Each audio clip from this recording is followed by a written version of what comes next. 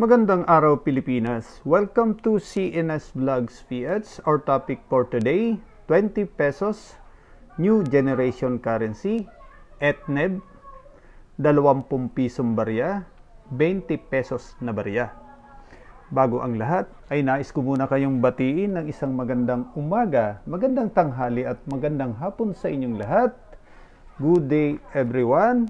Shout out muna sa aming Team Alliance. Shoutout din sa mga kaibigan kong coin collector, Saudi Boy TV, AR Havana TV, AR Coins, GIDC Coins Channel, Perang Pinas, Cross Collection, Jerry Valduesa, Greg A. Ahero, OFW Coin Collector, Mario Victorio Coins, Evelio Flores Jr., Ka Intoy, Madam Shirley Bato, Idol, Money Collector, Bro, Coins TV.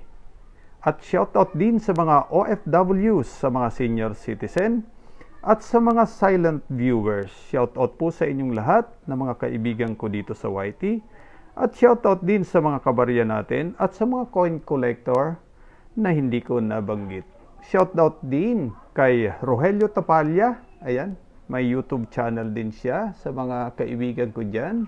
Pakipasyalan ang YouTube channel ni Rogelio Tapalla. Ayan, mag-iwan lang kayo ng tamang bakas. Ayan, tulungan po natin siya at napakabata pa ng kanyang bahay. Ayan, maraming salamat po sa inyong lahat. Dumako na tayo sa pictures nito. Ayan, issuer, Philippines. Ang komposisyon po nito ay bimetallic nickel-plated steel, center in bronze-plated steel ring. Ayan, at ang obverse nito, the portrait of Manuel L. Quezon, the first president of the Commonwealth of the Philippines, Republika ng Pilipinas. Nasa bandang taas, Manuel L. Quezon. Ayan, nasa bandang baba, 20 peso. Nasa bandang kanan. At ang year, ayun, nasa bandang taas sa may uluhan ni Manuel L. Quezon. At ang reverse naman nito, ayan, Sepipora Nilad, a plant that originate the name of the Philippines, capital, Manila. Ayan. Lettering nito, Nilad. Bangko Sentral ng Pilipinas.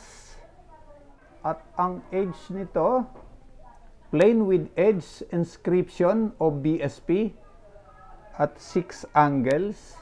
Ayan.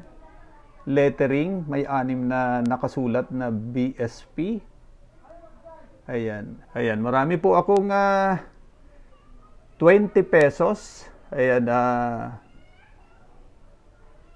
kung mapapansin nyo, ayan, napakadaming 20 pesos coins.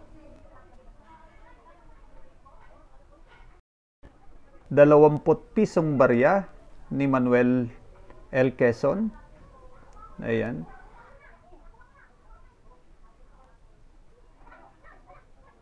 Ayan, i-share ko lang sa inyo. Mayroon akong 20 pesos. Ayan, 2019 ang year. Low mint mark. Ayan. Meron din akong 2020. Ayan, low mint mark. Marami akong 20 pesos dito. Papakawalan ko na ito. Ayan. Meron din akong 2020. Ayan, year 2020 na may high mint mark. Ayun, oh. Ayan, i-PM nyo lang ako sa mga kaibigan kong coin collector o mga kaibigan ko dito sa YT na nangangailangan ng 20 pesos coin. Ayan, marami po ako niyan. Bala ko na pong i-dispose. Ayan. At i-share ko rin sa inyo, ayan, yung aking mga koleksyon. Ayan, marami akong koleksyon.